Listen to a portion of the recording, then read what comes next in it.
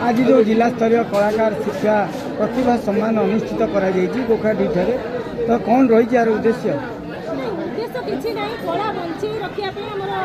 कला संस्कृति जो भाव विलोप है बंचे रखापी प्रयास जारी आगे कौन भित्तिमिनति व्यक्तिगत ना बर्तमान देखुवे जो कलाटा जो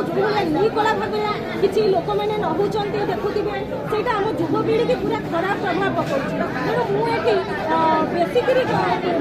कहूँ कि जो कलाटा आम हो कलाटा आम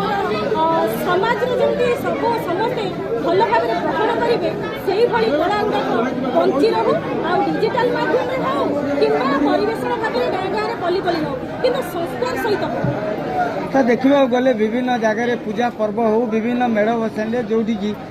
आला दासकटिया लोप पाई जाइथिबा बेले अभिज्ञ रंगीन डांस चलछि जहाँ को लोक मैंने देखा भरपूर मात्रा रे आनंद अनुभव कर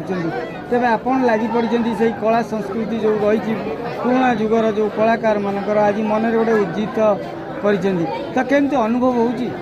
ना मत बहुत भल लगुच मुझे संस्कारित भाव में कला परिवेशन हो कला बंची रहू कला जन्म को मृत्यु पर्यंत कला परिवेशन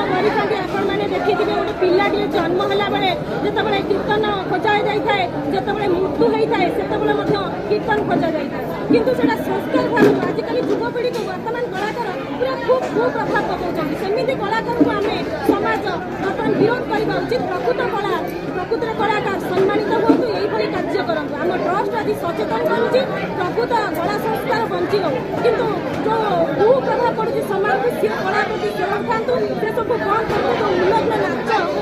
खास कर तारी कहूँ उल्लग्न नाच एगुड़ा बंद कर एगुड़ा आम युवपीढ़ी को खराब प्रभाव पकाउछि आम महिला मैंने भी ए क्षेत्र में असम्मानित हो